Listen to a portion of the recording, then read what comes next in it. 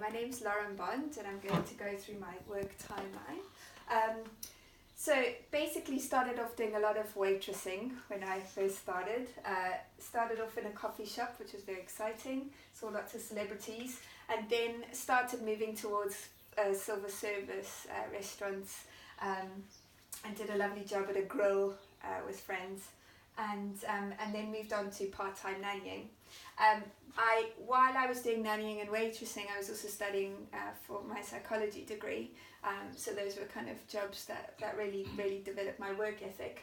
I then went on to study play therapy, which led to my learner facilitation job, which was quite a prominent key point in my career, because I learned how to work with special needs children and how to empower them to cope in difficult situations.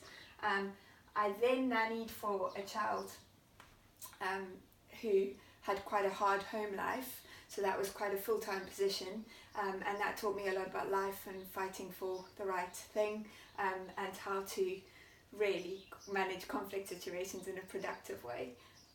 I then moved to the UK, which was quite a big moment for me. I started off doing waitressing and part-time nannying jobs just as a way to travel. And then I progressed to working as a TA in one of the schools in Oxford, which really taught me about the school systems here. And then that's what really launched me back into doing something similar to what I did in South Africa, which was behaviour support and mentoring children in the school environment.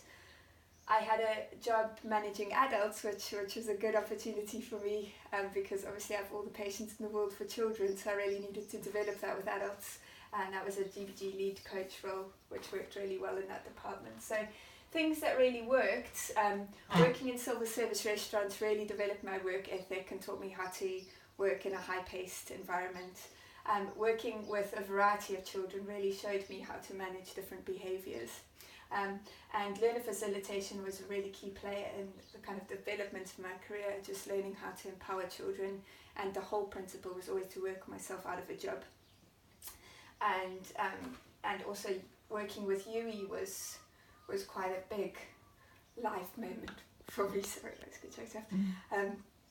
Because that was really helping him get the right custody, and it was something that really taught me how to really work hard to help vulnerable people.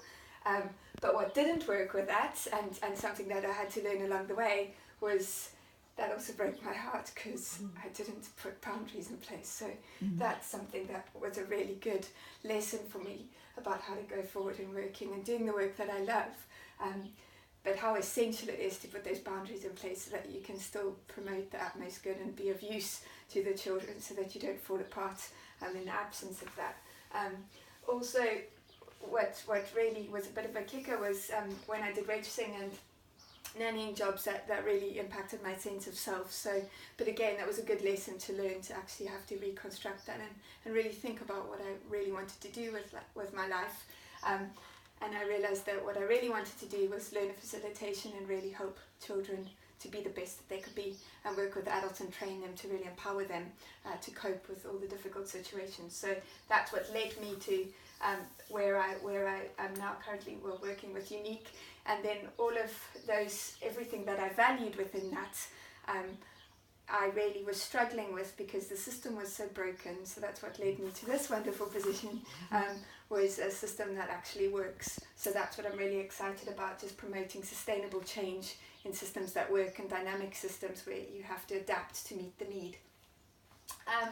So my skills, I can adapt quite quickly. I've learned how to adjust the way I work to work with others to meet collaborative goals.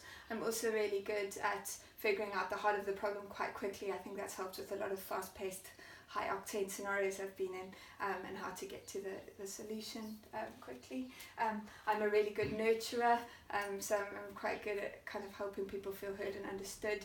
I'm really good at training. That's one of the things I'm really proud of, just training school staff and how new ideas, again, dynamic ideas, and how you can fit the theory into what you're doing already, and how it kind of is the best fit for all.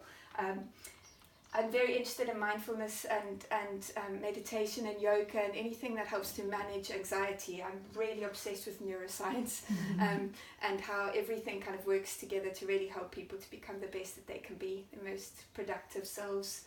And what I would like to do is train more, and one of my big dreams is doing TED Talks one day.